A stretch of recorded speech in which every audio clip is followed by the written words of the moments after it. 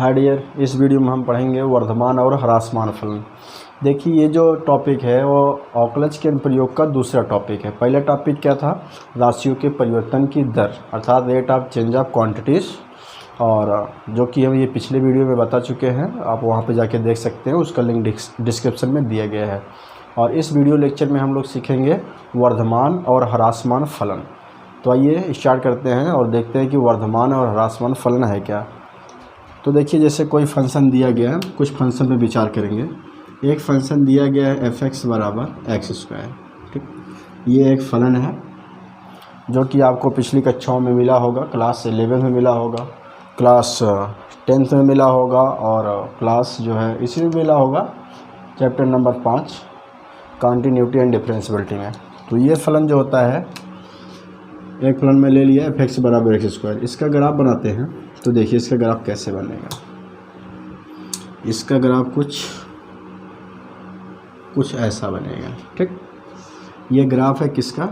f(x) = x² या y = x², बात एक ही है। ठीक, अब इस फंक्शन में हम लोग विचार करते हैं। ठीक, कैसे पता करेंगे कि कोई फलन वर्धमान है या ह्रासमान, इस कंसेप्ट से क्लियर हो जाएगा। ठीक, तो देखिए, जैसे ये फलन है, आप यहाँ पे एक पॉइंट ले लीजिए a, एक पॉइंट यहाँ ले लीजिए b, एक पॉइंट यहाँ ले लीजिए c, फिर ऐसे आगे लेते चले जाइए d, e, f। ऐसे ये जो ग्राफ है, इसमें कितने पॉइंट हो सकते हैं? बहुत सारे पॉइंट हो सकते हैं। देखिए, सीधा सा मेथड है। अगर मैं बात करूँ वर्धमान की, तो वर्धमान को इंग्लिश में बोलते हैं, वर्धमान को इंग्लिश में बोलते हैं इंक्रीजिंग बोलते हैं। और एक होता है ह्रासमान, इसको जो है इंग्लिश में बोलते हैं डिक्रीजिंग।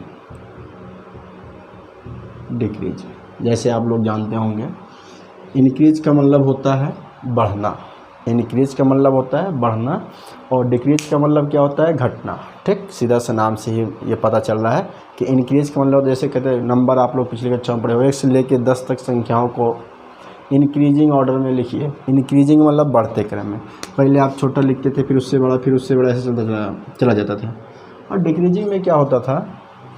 इसमें पहले सबसे बड़ा लिखा जाता है, फिर उससे छोटा छोटा छोटा। जैसे मैं बात करूँगा 5, 4, 3, 2, ये क्या है? ये डिक्रीजिंग है। ये क्या है? इंक्रीजिंग है। तो आप देखिए यहाँ से, ये x एक्सिस है और ये क्या है?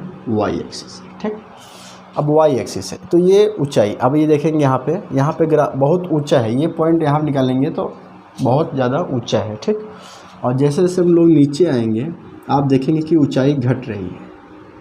इसकी ऊंचाई क्या हो रही है? घट रही है। फिर यहाँ पे आ जाएंगे तो हम लोग कह सकते हैं कि 0 पे पहुँच जाए। ठीक, उसके बाद फिर जैसे जैसे आगे बढ़ेंगे तो क्या हो रही है? ऊंचाई बढ़ रही है। ठीक, ऊंचाई क्या हो रही है? बढ़ रही है। तो देखिए ये जहाँ पे यहाँ पे ऊंचाई घट रही है, ठीक, y की ऊंचाई घट रही है, वहाँ पे ये फलन क्या होता है? डिक्रीज हो रहा है। क्या हो रहा है? डिक्रीज हो रहा है। डिक्रीज का मतलब ह्रासमान हो रहा है। और जैसे जैसे ये ऊंचाई बढ़ रही है, इसका मतलब क्या हो रहा है? ये इंक्रीज हो रहा है, यानी कि वर्धमान है। तो बात समझ गए ना? डिक्रीजिंग फलन और इंक्रीजिंग फलन। कोई एक फलन किसी पॉइंट के लिए इंक्रीज हो सकता है, किसी पॉइंट के लिए डिक्रीज हो सकता है। ठीक, या हो सकता है कि लगातार इंक्रीज करता रहे। जैसे मैं बात करूं, एक आध दो फलन और लेता हूं, इसका फंडा समझना है। एक आध दो ग्राफ हम यहाँ पे बनाते हैं। ठीक, जैसे एक मैं यहाँ ग्राफ बना दे रहा हूँ, और ग्राफ क्या है? ऐसे बना दिया। ठीक, एक ग्राफ ये बना दिया, एक आध और बना देते हैं हम।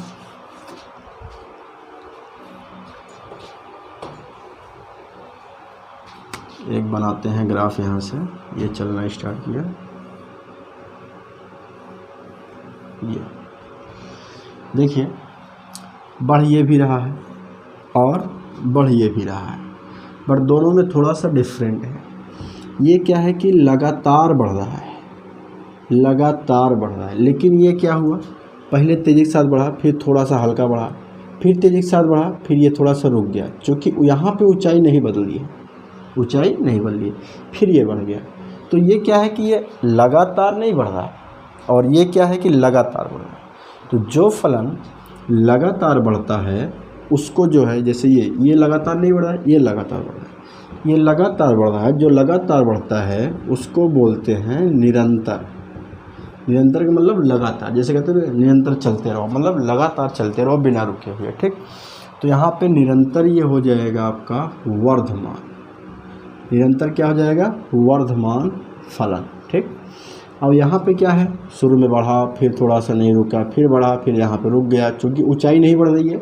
ऊंचाई नहीं बढ़ने का मतलब रुक गया, फिर से यहाँ बढ़ा, तो यहाँ पे लगातार तो बढ़ नहीं रहा है ना, तो इसको बोलते हैं वर्धमान, ठीक। ऐसे ही कोई फलन और ले लेते हैं एग्जाम्पल के तौर पे, जिसमें समझ में आए। ये ले लिया, अभी ये कोई फलन है, ग्राफ बना दिए हम। यहाँ पे आप देखेंगे लगातार, आप नीचे आइए तो लगातार क्या इसकी ऊंचाई घट रही, का वाई से ऊंचाई घट ही रही ना। जब ऊंचाई घट रही है तो इसको बोलते हैं निरंतर। निरंतर ह्रासमान, क्या बोलते हैं? निरंतर ह्रासमान। निरंतर ह्रासमान का मतलब होता है कि लगातार घट रहा था। इंग्लिश इसको बोलते हैं स्ट्रिक्टली डिक्रीजिंग फंक्शन। क्या बोलते हैं? Strictly decreasing. और इसको क्या बोलते हैं? स्ट्रिक्टली इंक्रीजिंग बोलते हैं, ठीक। इसको केवल और केवल इंक्रीजिंग फलन बोलेंगे, ठीक। और ऐसे कोई फलन अगर हम लोग यहाँ पे बनाएं तो ध्यान से देखिए, कोई भी फंक्शन बना सकते हैं जो कि ऐसे आया, फिर ऐसे आया, फिर ऐसे आया, फिर ऐसे आया, फिर ऐसे, ये। तो आप यहाँ पे देखेंगे कि ये फलन जो है लगातार नहीं घट रहा है, लगातार नहीं घट रहा है। शुरू में क्या हुआ? घटा, फिर रुका, फिर घटा, फिर रुका, फिर घटा, ऐसे। तो यहाँ पे ये क्या है? निरंतर नहीं घट रहा है। जब निरंतर नहीं घटेगा ना, उसको बोलते हैं ह्रासमान। क्या बोलते हैं? ह्रासमान। ह्रासमान का मतलब होता है ये डिक्रीजिंग फलन, ठीक। तो आई होप आप लोग समझ गए होंगे। देखिए इस टॉपिक में हम लोग जो हमारा टॉपिक है वो है कि वर्धमान और ह्रासमान फलन, इंक्रीजिंग एंड डिक्रीजिंग फंक्शन। अब कोई फंक्शन लगातार बढ़ रहा है, y के साथ उसकी ऊंचाई बढ़ रही है, लगातार बढ़ रहा है, तो उसको क्या बोलते हैं? निरंतर वर्धमान, स्ट्रिक्टली इंक्रीजिंग।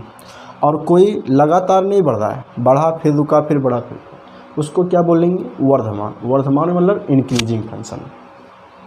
एक ये तीसरे टाइप का फलन था जो कि लगातार घट रहा है। लगातार घट रहा है तो क्या बोले उसको? बोलो निरंतर ह्रासमान। निरंतर ह्रासमान मतलब लगातार घटेगा। इंग्लिश में क्या बोलेंगे? Strictly decreasing function.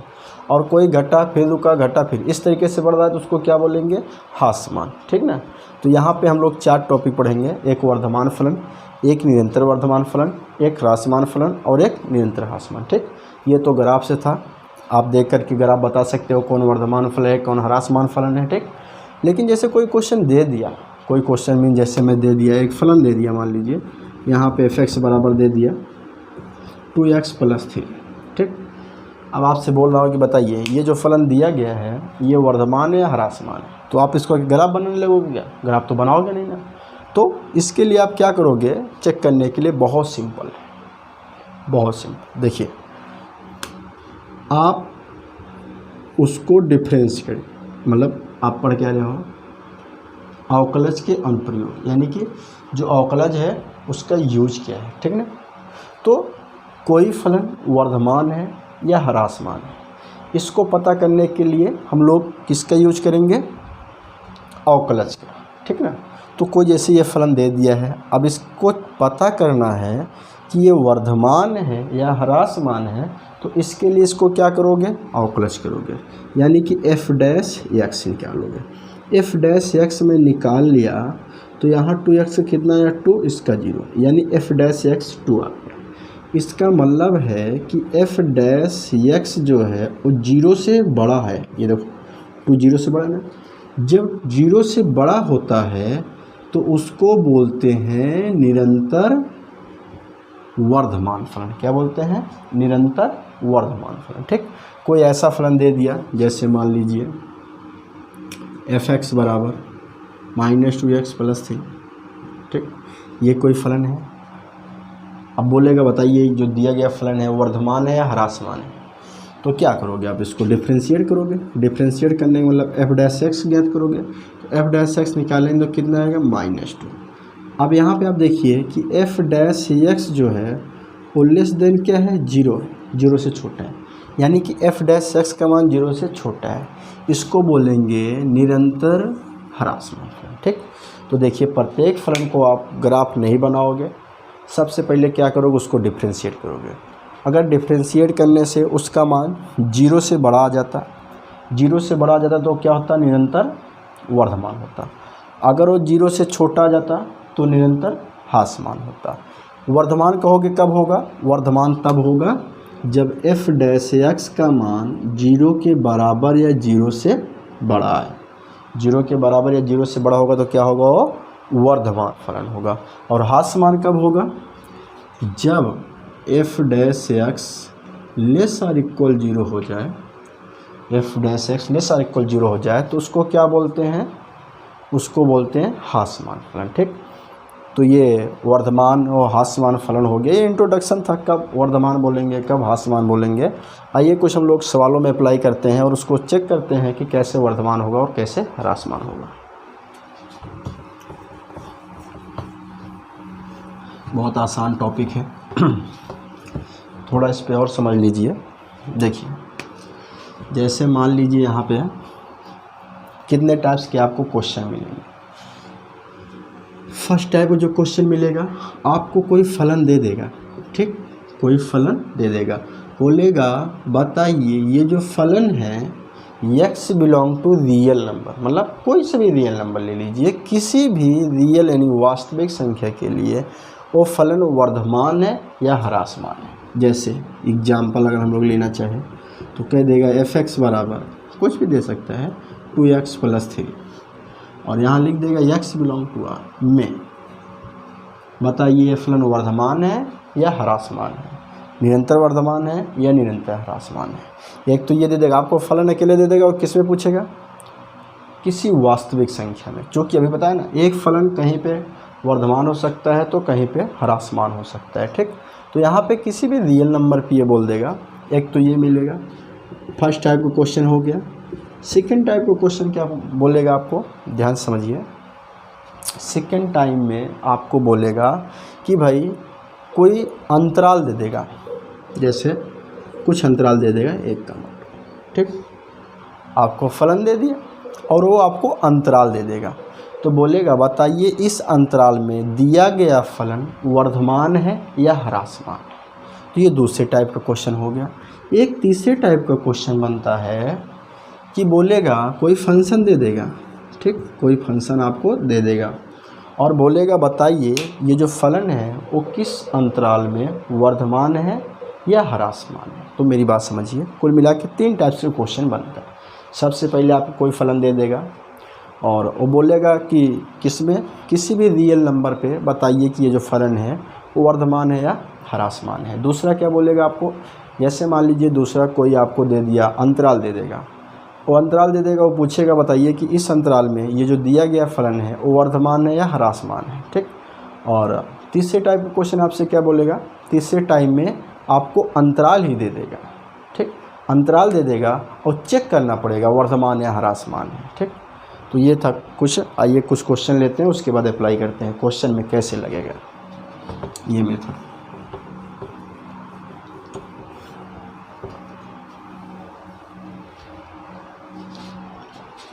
कोई क्वेश्चन लेते हैं तब इसका फंडा ज़्यादा क्लियर होगा।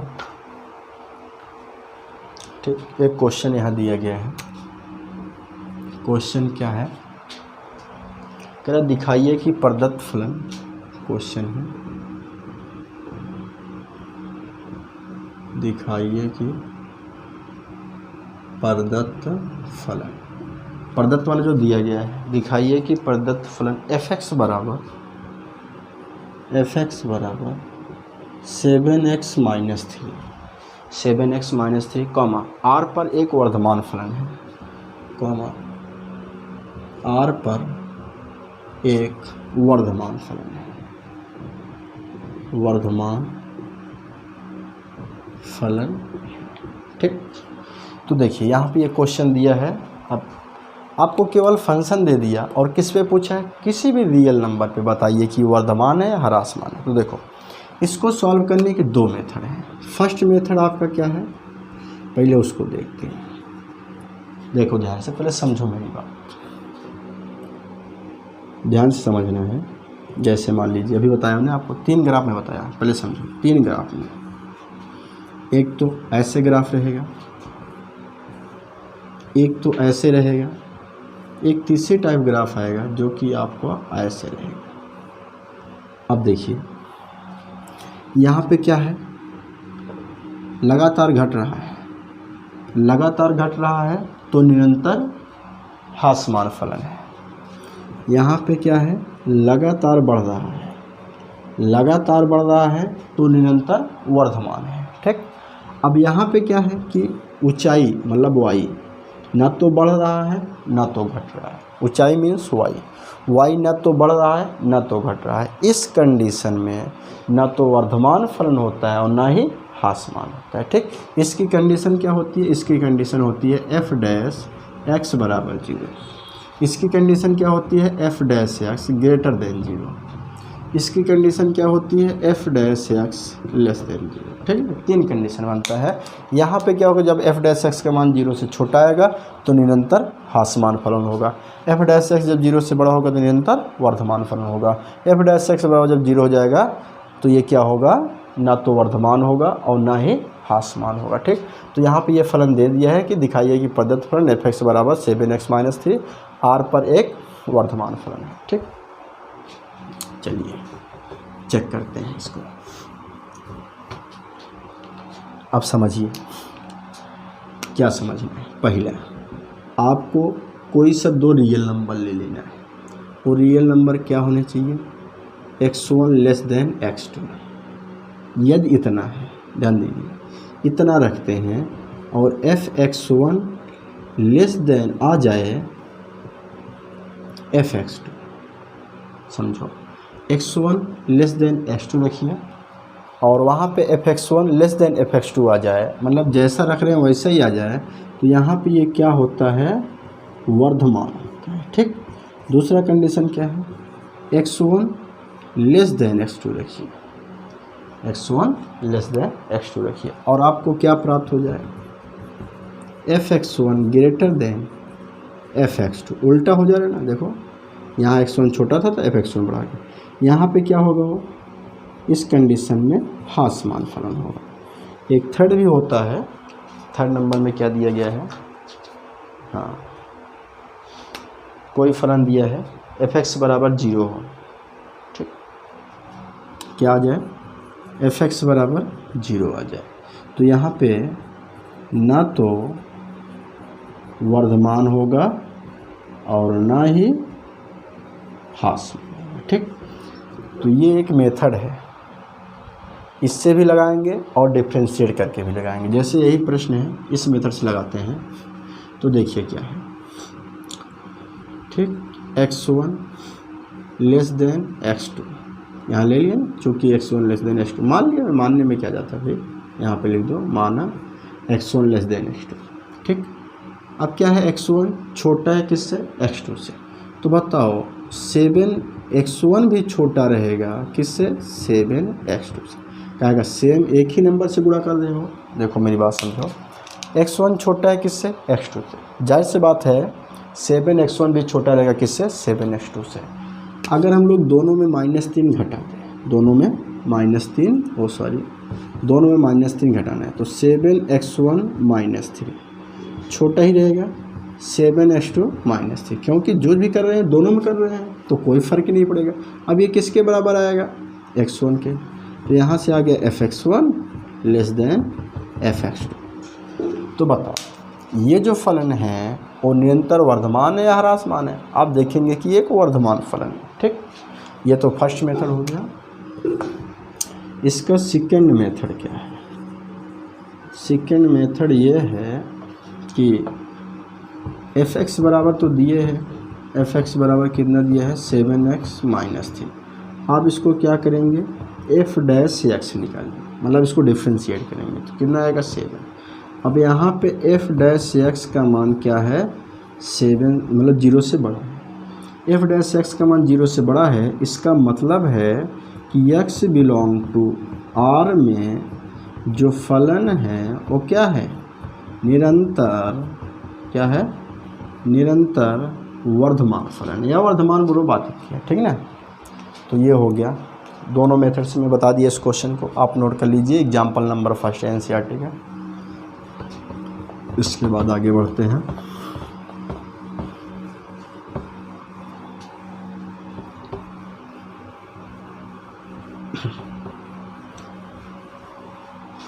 बहुत ही आसान है, कठिन नहीं है। थोड़ा सा आगे बढ़ते हैं, क्वेश्चन नंबर 2 की तरफ बढ़ते हैं। यहाँ पे क्वेश्चन दिया है, क्या दिखाइए कि, क्वेश्चन दिया है, कह रहा है कि दिखाइए कि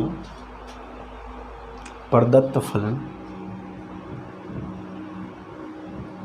दिखाइए कि प्रदत्त फलन एफ है, प्रदत्त फलन एफ एक्स इक्वल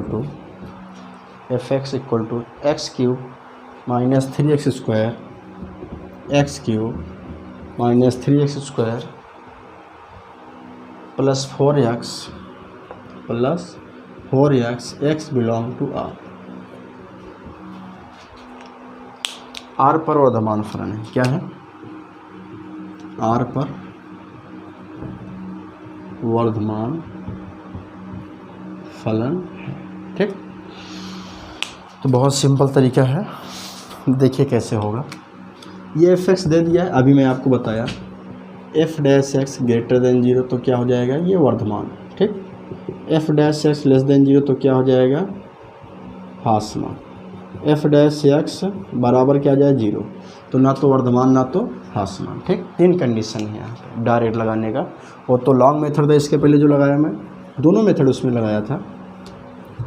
इसको क्या करेंगे, सबसे पहले डिफ्रेंशिएट करते हैं, एफ डैश एक्स निकालते हैं सॉल्यूशन में।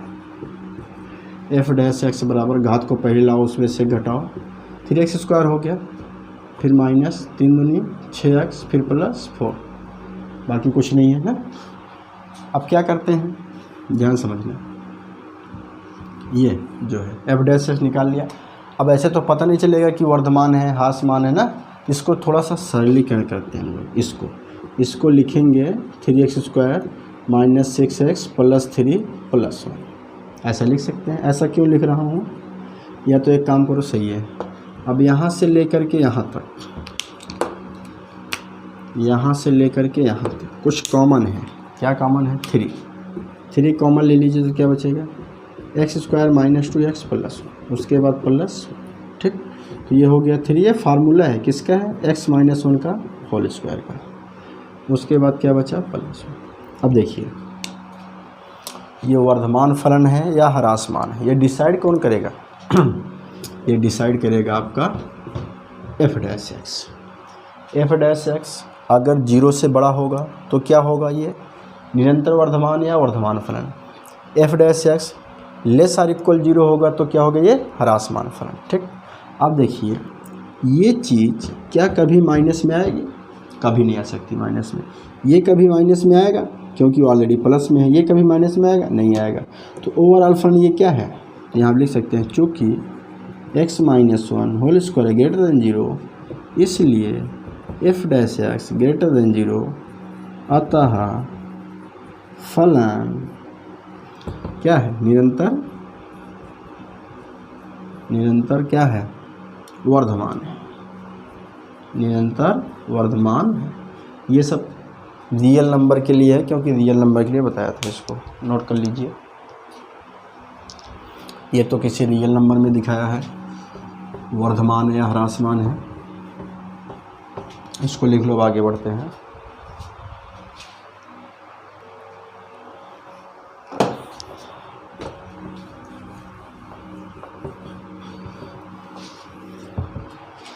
अगला नंबर क्वेश्चन क्या है, ये बुक का एग्जाम्पल दिया है।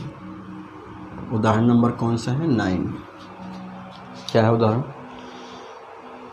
सिद्ध कीजिए कि प्रदत्त फलन, समझो पहले, कह रहा है कि सिद्ध कीजिए कि प्रदत्त फलन एफ एक्स बराबर एफ एक्स बराबर कॉस एक्स, एफ एक्स बराबर क्या दिया है कॉस एक्स। अब इसमें कई सारे अंतराल दे रखे हैं, क्या क्या दिए हैं अंतराल, ए क्या दिया है 0, पाई, 0, पाई में हासमान, 0, पाई में हासमान, ठीक। और ये दिया है अगला नंबर बी, बी में क्या दिया है पाई, 2 पाई, पाई, 2 पाई में, पाई, 2 पाई में वर्धमान, पाई, 2 पाई में वर्धमान। अब इससे क्या दिया है पाई से 2 पाई हो गया, 0 से 2 पाई, 0, 2 पाई में ना तो वर्धमान और ना ही हासमान, ना तो वर्धमान और ना ही हासमान। देखो ये सेकेंड टाइप का क्वेश्चन आ गया। इसके पहले क्या होता था, कोई फंक्शन दे देता था, रियल नंबर में पूछ लेता था, रियल नंबर में पूछ लिया वर्धमान है या ह्रासमान है। लेकिन अभी क्या दिया है, आपको फंक्शन दे दिया है और आपको अंतराल दे दिया है। ये सेकेंड टाइप आ गया, अंतराल दे दिया ना। अभी एक टाइप और बनता है, ठीक। आपको फलन दे देगा, अब बोलेगा बताइए कि जो फलन दिया गया है किस अंतराल में वर्धमान या ह्रासमान। आई थिंक आपके अंतराल पूछेगा आपसे, ठीक। अभी अंतराल देके पूछा है वर्धमान ह्रासमान, अभी आपको क्या करेगा, आपसे पूछेगा अंतराल, ठीक। तो पहले इसको सॉल्व करते हैं। देखो इसको सॉल्व करने के कई तरीके हैं। एक तो आप लोग पढ़ के आए हो क्लास 11 कि भाई cos x दिया है और cos x का ग्राफ बनाते हैं। cos x ग्राफ कुछ ऐसे बनता है, ये cos x का ग्राफ है, ठीक। आपको मालूम है cos 0 का मान कितना होता है 1, cos 0 का मान कितना होता है 1। तो यहाँ पे देखो, यहाँ पे 0 है तो कितना आ गया 1, ठीक। और cos π/2 अर्थात 90 का कितना होता है 0। ऐसी अगर हम बात करें, यहाँ पे क्या आएगा -1, और -1 कितने का होगा, जैसे cos 0 का मान 1 हो गया। cos हम बात करें अगर हम, तो cos कह सकते हैं कितने का पाई का, cos पाई का मान कितना होता है -1, ठीक। ऐसे अगर हम लोग बात करें, चूँकि यहाँ पे देखो π/2 पे 0 है तो π/2 में क्या करो प्लस पाई जोड़ दो, प्लस पाई जोड़ो तो कितना जाएगा 3 π/2। तो यहाँ पे हम लोग बात करें अगर 3 π/2, तो 3 π/2 में भी cos का मान 0 होगा। अब पाई पे -1 है, अगर हम लोग बात करें यहाँ पे 2 पाई पे, 2 पाई पे जो इसकी वैल्यू होगी वो 2 पाई पे क्या होगी +1 होगी, ठीक। ऐसे ही बढ़ते चले जाओ। बात करें अगर पाई 3 π/2 है, इसमें पाई जोड़ोगे तो 3 2 5 π/2 आएगा। तो यहाँ पे क्या हो जाएगा 5 π/2, 5 π/2 पे cos की वैल्यू क्या होगी 0 होगी, ठीक। ऐसे अगर हम लोग बात करें 3 पाई, 2 पाई के बाद 3 पाई, 3 पाई पे क्या होगा -1 होगा, ठीक। तो यहाँ पे देखिए 0 से पाई क्या कह रहा है, 0 से पाई ओपन ब्रैकेट है। अब एक चीज़ और पहले समझ लो, आ गया। देखो जो ब्रैकेट होता है वो 3 टाइप का होता है, और सॉरी एक ये होता है, इसको बोलते हैं क्लोज ब्रैकेट, ठीक। एक ये होता है जिसको बोलते हैं ओपन ब्रैकेट। क्लोज ब्रैकेट में क्या फ़र्क है, ओपन ब्रैकेट में क्या फ़र्क है पहले समझो। क्लोज ब्रैकेट रहेगा तो 2 लेके चलना पड़ता है, ठीक। लेकिन अगर यहाँ पे ओपन रहेगा तो 2 को छोड़ दिया जाता है, 2 से बड़ा और 3 से छोटा, 2 और 3 को नहीं लिया जाएगा, 2 और 3 के बीच की संख्याओं को लिया जाएगा।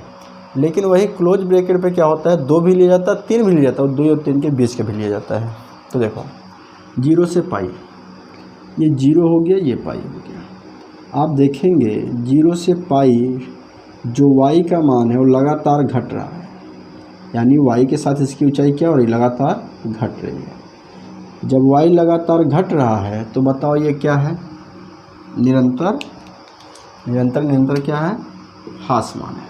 ठीक, ग्राफ से बता रहा हूँ, ऐसे ग्राफ से बता सकते हो। अगर हम बात करें पाई से 2 पाई के बीच, तो देखो ये पाई है, ठीक, ये 2 पाई।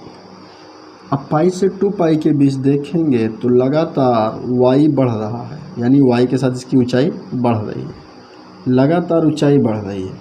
जब ऊंचाई बढ़ती है तो क्या बोलते हैं उसको, वर्धमान फलन, ठीक, क्या बोलते हैं, वर्धमान फलन। लेकिन अगर हम बात करें 0 से 2 पाई, 0 से 2 पाई, ये 0 है और ये 2 पाई है, तो देखिए 0 से 2 पाई के बीच क्या देखने को मिला, जितना ये घटा था उतना बढ़ गया, जितना घटा उतना बढ़ गया। तो ये फलन ना तो वर्धमान होगा और ना ही ह्रास, ठीक। ये तो हम लोग ग्राफ से बता दिए, लेकिन इसको सॉल्व कैसे करेंगे। ग्राफ से तो देख के बता सकते हैं भाई वर्धमान कहाँ पे है, कहाँ पे ह्रासमान है, लेकिन हमको इसको लिखना है। तो आइए देखते हैं इसको लिखने का तरीका क्या है, कैसे इसको लिखेंगे। तो इसको मिटाता हूँ, वही लगाएंगे अवकलज, चूँकि हम लोग पढ़ के आ रहे हैं अवकलज के अनुप्रयोग, ठीक। अवकलज के अनुप्रयोग पढ़ रहे हो तो अवकलज ही तो लगाओगे। तो पहले उसको डिफ्रेंशिएट कर लीजिए, जो भी फलन दिया है उसको क्या करिए, पहले डिफ्रेंशिएट। एफ डैश एक्स बराबर ये क्या है, कॉस, कॉस का डिफ्रेंशिएशन क्या होता है, माइनस साइन एक्स, ठीक। कॉस का डिफ्रेंशिएशन क्या होता है, माइनस साइन एक्स। अब ध्यान से समझो, 0 से पाई, एक चीज़ और समझ लो, यहाँ पे पूरी ट्रिग्नोमेट्री आपको आनी चाहिए तभी आएगा क्वेश्चन।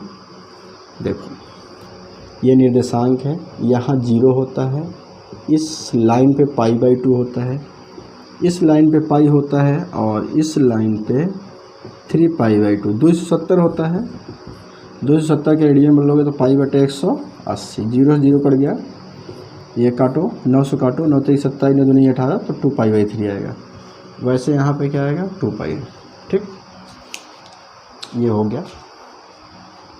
अब थोड़ा सा इसमें त्रिकोणमिति लगेगा, कहाँ से कहाँ तक कौन सा त्रिकोणमिति अनुपात प्लस में होता है, कौन सा त्रिकोणमिति अनुपात माइनस में होता है, इसको जानना बहुत ज़रूरी है। तो देखिए 0 से π/2 के बीच ऑल पॉजिटिव, ऑल पॉजिटिव, मतलब 0 से π/2 के बीच सभी त्रिकोणमिति अनुपात क्या होते हैं, प्लस में होते हैं, ठीक। वही π/2 से पाई के बीच साइन और कोसेक प्लस होते हैं, ठीक। π/2 से पाई के बीच क्या होता है, साइन और कोसेक प्लस होता है। वही हम बात करें पाई और 3π/2 के बीच, तो यहाँ पे tan और cot प्लस होता है, बाकी सब माइनस होता है। अब अगर हम लोग बात करें यहाँ 3π/2 से 2 पाई के बीच, तो यहाँ पे कॉस और सेक प्लस होता है, बाकी सब माइनस। इसी को कहते हैं अष्टक रूल, का। आ का मतलब ऑल पॉजिटिव, सा का मतलब साइन और कोसेक, साइन को उल्टा कोसेक होता है, साइन और कोसेक प्लस बाकी सब माइनस। टा का मतलब टेन और कॉट प्लस बाकी सब माइनस। सी का मतलब कॉस और सेक प्लस बाकी सब माइनस, ठीक। तो देखो भाई 0 से पाई, देखो समझने वाली बात है, यहाँ 0 है, ये लाइन 0 है, 0 से पाई, तो बताओ 0 से पाई के बीच साइन की वैल्यू प्लस की माइनस, प्लस है, कहेगा 0 से π/2 के बीच तो प्लस हो भी करता है, लेकिन π/2 से पाई के बीच भी साइन की वैल्यू प्लस में होती है, यानी कह सकते हो 0 से पाई के बीच साइन की वैल्यू प्लस होती है। तो आप ही बताओ, ये माइनस में है और ये क्या रहता, प्लस, तो ओवरऑल क्या आएगा, माइनस, यानी कि f डैश x का मान क्या आएगा, माइनस। माइनस आने का मतलब है f डैश x का मान 0 से छोटा। जब 0 से छोटा आएगा तो बताओ फलन क्या है, वर्धमान या ह्रासमान। तो ये क्या है, ह्रासमान। बात समझ गए ना। अब देखिए हम बात करते हैं पाई से 2 पाई, तो ये पाई है, पाई से कहाँ तक, 2 पाई। तो ये पाई से 2 पाई के बीच आप देखिए, पाई से 2 पाई के बीच,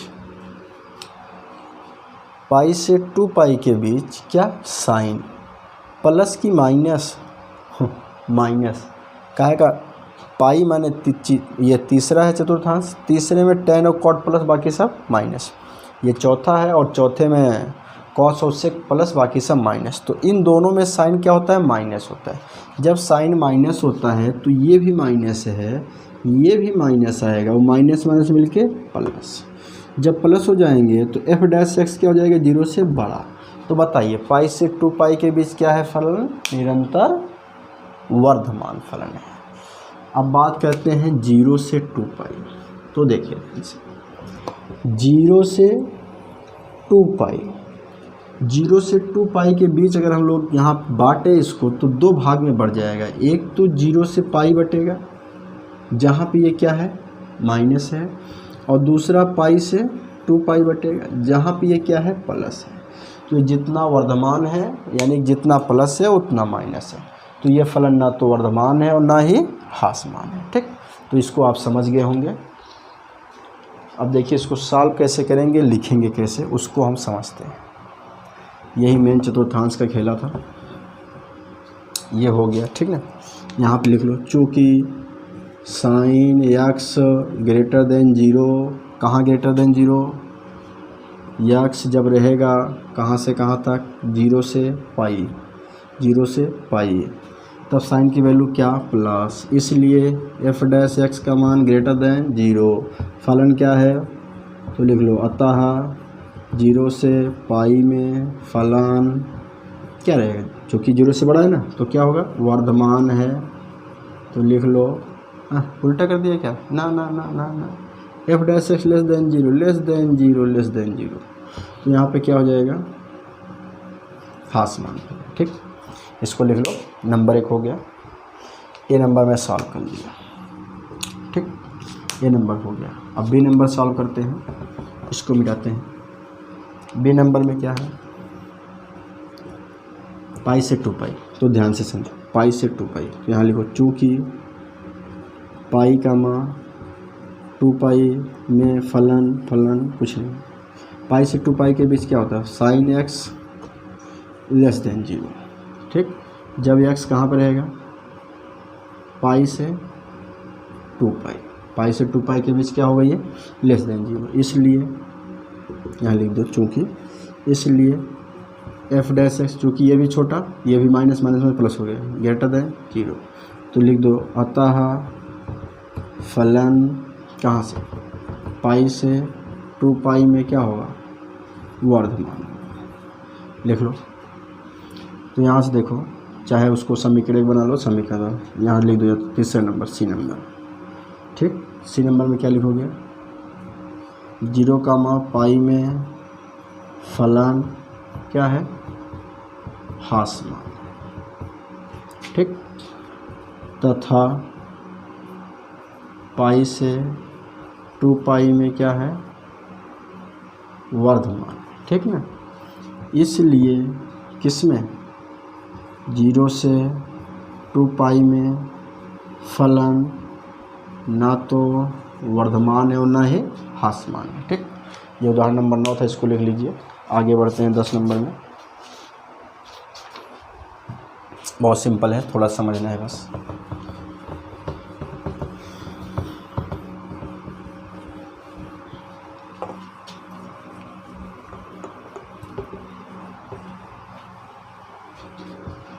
नौ नंबर हो गया। 10 नंबर में क्या दिया, देखिए क्वेश्चन नंबर 10, क्वेश्चन नंबर 10 बदल गया, क्वेश्चन नंबर 10 बदल गया। 10 नंबर में क्या कह रहा है, अंतराल ज्ञात कीजिए जिसमें फलन एफ एक्स बराबर क्या है, ए वर्धमान बी ह्रासमान। तो देखो ध्यान से, एफ एक्स बराबर दे रखा है, एफ एक्स बराबर क्या दिया है, x square minus 4x plus 6। ठीक, एफ एक्स बराबर क्या दिया है, x square minus 4x plus 6। अब देखो क्या ज्ञात करना है, अंतराल ज्ञात करना है। क्या ज्ञात करना है, अंतराल। अंतराल कब ज्ञात करना है, ध्यान दो, ए क्या दिया है, वर्धमान है, क्या है, वर्धमान। बी क्या है, ह्रासमान।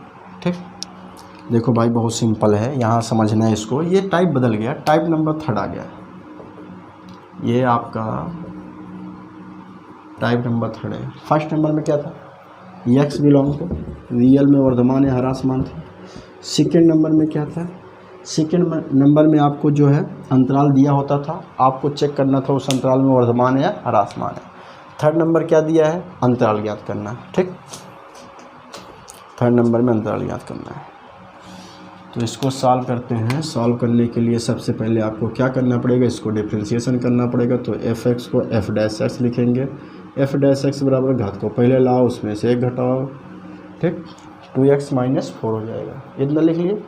इसके बाद क्या करोगे, इसके बाद इसको 0 दिखाओगे। किसको, एफ डैश एक्स को 0 दिखाओगे। जब एफ डैश एक्स को 0 दिखाओगे तो ये क्या हो जाएगा, 0 हो जाएगा, अर्थात 2x माइनस 4 बराबर 0।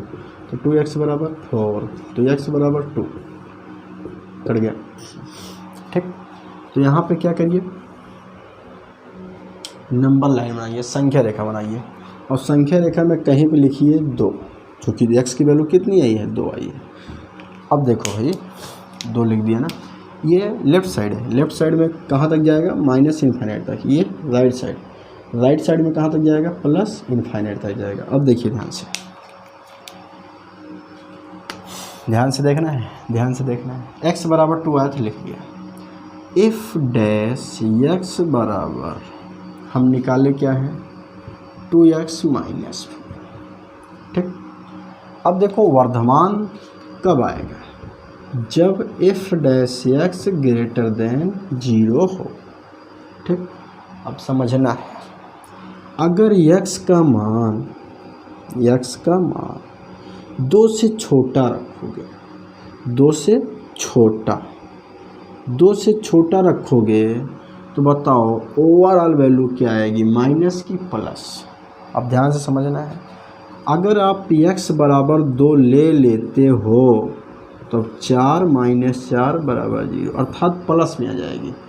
लेकिन x का मान 2 से छोटा लोगे, जब x का मान 2 से छोटा लोगे तो f डैश x क्या आएगा, माइनस में आएगा। तो यहाँ पर लगेगा भैया माइनस, क्योंकि यहाँ देखो 2 से छोटा लोगे तो ये 4 बड़ी रहेगी, और बड़ी संख्या में से छोटी संख्या घटाओगे तो बड़ी संख्या माइनस में है, तो माइनस में चिन्ह लग जाएगा।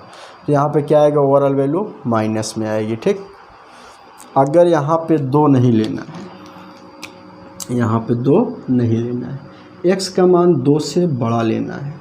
जब 2 से बड़ा लोगे तो बताओ ओवरऑल वैल्यू क्या आएगी, प्लस। अरे 2 लोगे तब भी प्लस आएगा, 2 से बड़ा लोगे तो 0 से बड़ा आएगा। तो बताइए किस अंतराल में वर्धमान है, किस अंतराल में ह्रासमान है, तो बात को समझो। तो यहाँ पे जो फलन है कहाँ से, माइनस इन्फाइनाइट। इन्फाइनाइट हमेशा ओपन लगता है, कॉमा 2 पे भी ओपन लगाएंगे, क्या है, 2 नहीं लेना है। तो माइनस इन्फाइनाइट से -2 में क्या है, निरंतर वर्धमान की ह्रासमान है। निरंतर क्या है, अरे भाई 2 से छोटा तो माइनस आएगा, तो ह्रासमान हो जाएगा। निरंतर क्या है, ह्रासमान। ठीक, लेकिन फलन अंतराल यहाँ लिखना पड़ेगा, फलन अंतराल माइनस इन्फाइनाइट में क्या, निरंतर ह्रासमान। ठीक, ये बी वाला हो गया। अगर हम बात करें वर्धमान का, तो अंतराल कितना दिया है, अंतराल 2 प्लस इन्फाइनाइट में क्या होगा, निरंतर वर्धमान फलन है। ठीक, इसको लिख लो, ऐसे ही करना है।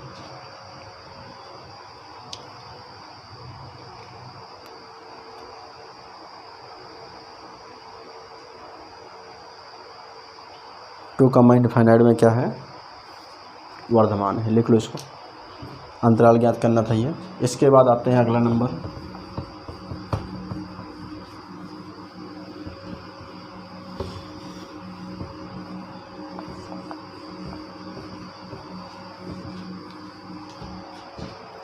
एग्जाम्पल नंबर 11 देखते हैं।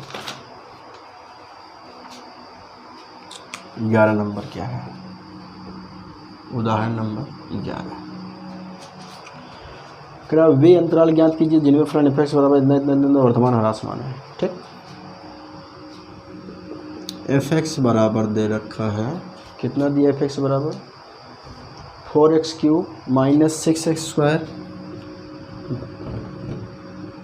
4x³ माइनस 6x²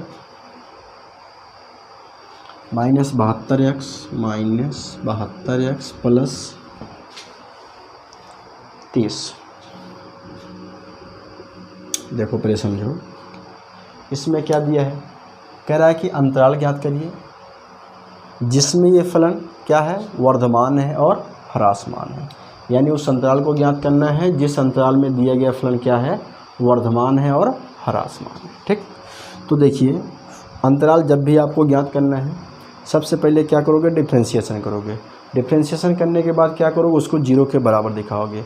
जीरो के बराबर दिखा के क्या करोगे? उसको सॉल्व करोगे तो यक्स का मान आएगा। जो यक्स का मान आएगा उसको संख्या रेखा पे रख देना है। संख्या रेखा पे रख देना है तो उसको संख्या रेखों को जो मान होगा यक्स का, वो संख्या रेखों को विभाजित करेगा, कई भागों में विभाजित करेगा। उसके बाद प्रत्येक भाग में हम लोग चेक करेंगे कि एफ डैश एक्स का मान 0 से बड़ा आएगा कि 0 से छोटा आएगा। जिसमें 0 से बड़ा आएगा उसमें क्या होगा? वर्धमान होगा, और जिसमें 0 से छोटा आएगा उसमें क्या होगा? ह्रासमान होगा। ठीक, तो देखो इसको कैसे सॉल्व करते हैं। सबसे पहले इसको डिफ्रेंशिएट करेंगे। घात को पहला उसमें से घटाओ, 4 3 12x², फिर माइनस घात को पहला उसमें से घटाओ, 6 दूनी 12x, फिर माइनस 72, x का बराबर 0, सब हो गया 0। ठीक, तो यहाँ से अब क्या करोगे? एफ डैश एक्स को क्या दिखाओगे? 0। ठीक, यहाँ कुछ कॉमन है क्या? 12 6 72, 12 इकट्ठे कॉमन ले लेते हैं। 12x² minus x minus 6। ठीक, फिर से 12 से गुणा करो, 12 का नम 12, 12 का नम 12, 12 6 72 बराबर 0। ये तो माइनस में हो नहीं सकता, ये हमेशा प्लस में रहेगा। ठीक ना, ये कभी चूँकि 12 है, अगर माइनस होता तो आगे माइनस लगा होता है यहाँ पे, तो ये प्लस है, इनको उधर भेज दो, 0 हो जाए। तो ये क्या हो जाएगी? x² माइनस x माइनस 6 बराबर 0। अब इसका क्या करना है? गुणनखंड करना है। तो यहाँ 6 का गुणा 1 में कराएंगे। 6 का नम 6, 6 में से गेन 5, नहीं 3 दूनी 6, 3 में से 2 गेन 1, ऐसा बनेगा। तो ये हो जाएगा x² minus 3x plus 2x minus 6 बराबर 0। x कॉमन ले लो, x माइनस 3 प्लस 2 कॉमन ले लो, x माइनस 3 बराबर 0। एक ब्रैकेट में x माइनस 3, दूसरे ब्रैकेट में x प्लस 2। अरे गुणनखंड है, पिछले कक्षाओं में पढ़ के आए हो। ठीक है, उसके बाद क्या बारी बारी 0 दिखाते हैं, तो x बराबर कितना आएगा? -2 कामा -3। ठीक, ये हो गया। एक सेकेंड, -3 नहीं, +3। जो प्लस में होता है वो माइनस में आता है, जो माइनस में होता है वो प्लस में होता है। ठीक, इसके बाद इसको क्या करेंगे? रखेंगे -2। देखो भाई ऐसे खड़े हो जाओ, ये दाहिना हाथ है, उस साइड प्लस में होता है, इस साइड माइनस होता है। ठीक, तो -2 सपोज दैट यहाँ पे मान लेते हैं कि -2 होगा, और 3 किधर होगा? 3 तो यहाँ पे होगा। ठीक, अब देखो इधर क्या होगा? माइनस में इनफाइनाइट, इधर क्या होगा? प्लस में इनफाइनाइट। ठीक ना, अब समझना है, क्या समझना है? देखिए क्या समझना है। एफ डैश एक्स बराबर बराबर बराबर क्या दिया है? अरे वही दिया है, x माइनस 3, और क्या दिया है? x plus 2। ठीक, हाँ ये चेक करते हैं। माइनस इन्फाइनाइट से -2 के बीच चेक करते हैं वैल्यू बारी बारी से पे रख करके कि किस में माइनस में आएगा, ये किस में प्लस में आएगा। जिसमें ये माइनस में आएगा पूरी वैल्यू उसमें ह्रासमान होगा, और जिस अंतराल में इसकी वैल्यू प्लस में आएगी वो क्या होगा? वर्धमान होगा। ठीक है, चलिए -2 से छोटा, -2 से छोटा का मतलब है -1.99999 रख सकते हो। तो बताओ यहाँ पे -2 से छोटा इधर वाले में, ठीक है, ओह सॉरी गलती हो गई, -2 से छोटा का मतलब -3 -4 ऐसे होता है, ठीक ना, गलत बोल दिया मैं, बड़ा बोल दिया था ना। तो -2 से छोटा रखोगे, आप बताइए ये वैल्यू किस में आएगी, माइनस, ठीक, किस में आएगी, माइनस में। और देखो ध्यान से, ये वैल्यू किस में आएगी, बोलो, -2 से छोटा। अब -2 से छोटा -3 हो सकता है भाई, -2 से छोटा -3 हो सकता है, ठीक ना। तो यहाँ पे आप देखेंगे तो ये भी वैल्यू किस में आएगी, माइनस में आएगी, ठीक। यहाँ पे देखिए x -3 भी माइनस में आ रहा है, x + 2 भी माइनस में आ रहा है। तो आप बताओ -∞ से 2 के बीच फलन क्या होगा, क्या होगा, वर्धमान या ह्रासमान, वर्धमान होगा। चेक करिए क्या होगा, वर्धमान होगा, क्योंकि माइनस माइनस मिलकर क्या हो गया, प्लस हो गया, ठीक। अब -2 और -3 के लिए -2 से बड़ी लेना है, -2 से बड़ी -1.99 ये होगा। तो ध्यान से देखिए, इसको मिटाते हैं, हमें इसे तो चेक करेंगे ना। -2 से बड़ी, तो -2 से बड़ी -1.99, ऑलरेडी ये चीज़ क्या आएगा, माइनस में। बट यहाँ पे देखिए, -2 से बड़ी संख्या -1.99 हो सकती है, बट कहो -3 बड़ी हो जाती ना, ये छोटी संख्या हो गई भाई। तो यहाँ पे इतना रखोगे और 2 लगा दो, लेकिन ये +2 तो बड़ी है इससे ना, तो ओवरऑल ये क्या आएगा, प्लस में। जब ये ऐसा होगा, ये माइनस ये प्लस जब गुणा होगा तो ओवरऑल संख्या क्या आएगी, माइनस। जब माइनस आएगी तो बताओ 2 और 3 के बीच क्या होगा, क्या होगा भाई, ह्रासमान होगा, माइनस है। 3 और इनफाइनाइट, 3 से बड़ी, अरे 3 से बड़ी 4 ले लो ना, क्या जाता। अब 3 से बड़ी 4 ले लिए तो 4 में से 3 गया तो प्लस ही तो आएगा ना। अब प्लस प्लस तो मिल गया प्लस, तो दोनों का गुणा क्या हो गया भैया, प्लस, तो प्लस प्लस तो प्लस क्या हो जाएगा, वर्धमान। तो इसको लिख लो, समझ गए ना, किस में वर्धमान होगा, किस में ह्रासमान होगा। हाँ, तो यहाँ पे आप देख सकते हैं -∞ से -2 के बीच क्या होगा, ये निरंतर वर्धमान। -2 से 3 के बीच क्या होगा, ह्रासमान होगा। 3 से ∞ के बीच क्या होगा, वर्धमान होगा, ठीक। लिख लो अंतराल।